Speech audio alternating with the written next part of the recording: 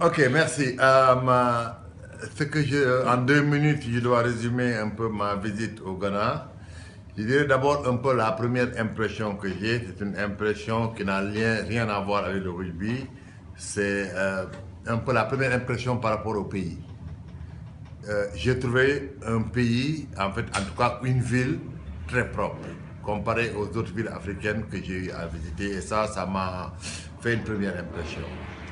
Ensuite, nous avons eu à donner deux cours, un cours concernant le Get into Rugby et un cours concernant le niveau 1 d'entraîneur. Nous étions partis pour faire un niveau 1 entraîneur, et même si la demande de la fédération ghanéenne était un niveau 2.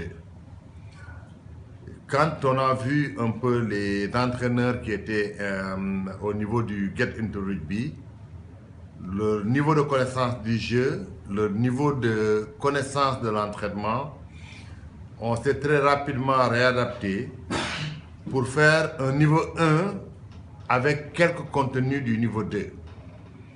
Ce qui nous a permis, après donc le Get into Rugby, le stade de Get into Rugby, d'enchaîner sur un niveau 1 que moi j'appelle un niveau 1 amélioré, parce qu'il y a quelques modules du niveau 2 qui sont concernés par ce stage-là. Nous avons principalement traité de la compréhension du jeu. Ensuite, nous avons traité de la pédagogie, de comment coacher. Et enfin, nous avons abordé le volet technique de qu'est-ce qu'on coach, de la connaissance technique des entraîneurs. À la fin, ça a été un stage très satisfaisant. Et je pense que très rapidement, nous aborderons avec les techniciens du Ghana un stage de niveau 2 pour l'année prochaine. Et je suis après sûr qu'il y a quelques entraîneurs qui sont déjà prêts à ce stage-là.